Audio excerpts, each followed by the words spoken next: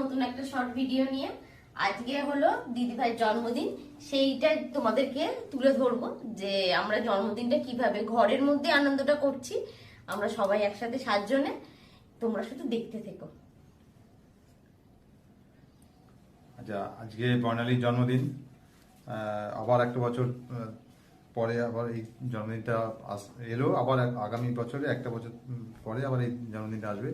তো একটাই কথা বলার, আসছে বছর আবার হবে। মামনি তুমি কিছু বলো।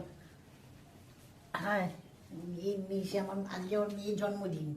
হ্যাঁ, আমি দীর্ঘ আয়ু কামনা করছি ভগবানের কাছে, সুস্থ হবে, ভালোভাবে থাকে, এরকম সুস্থ হবে, আমি থাকতে পারি। দিদিভাই যেন এইভাবে ভালো থাকে, সুস্থ থাকে, আর যেন এইভাবে হাসি খুশি আমরা যেন 7 জন এইভাবে সবসময় একসাথে থাকতে পারি।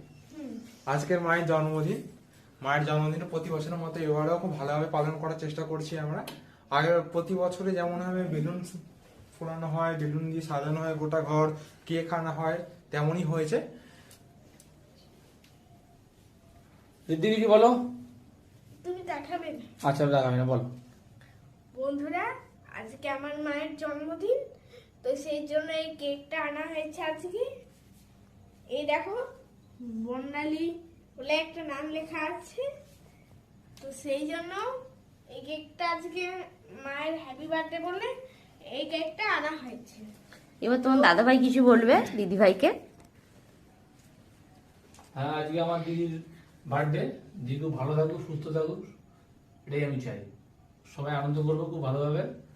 বন্ধুরা সবাই দেখতে থাকো।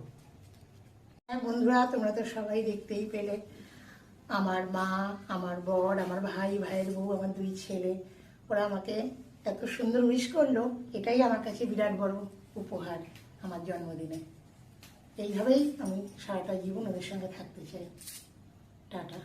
ধন্যবাদ বন্ধুরা, সবাই আমার চ্যানেলটাকে সাবস্ক্রাইব করো আর এই ভিডিওটাকে অনেক অনেক করে শেয়ার করো। Thank you.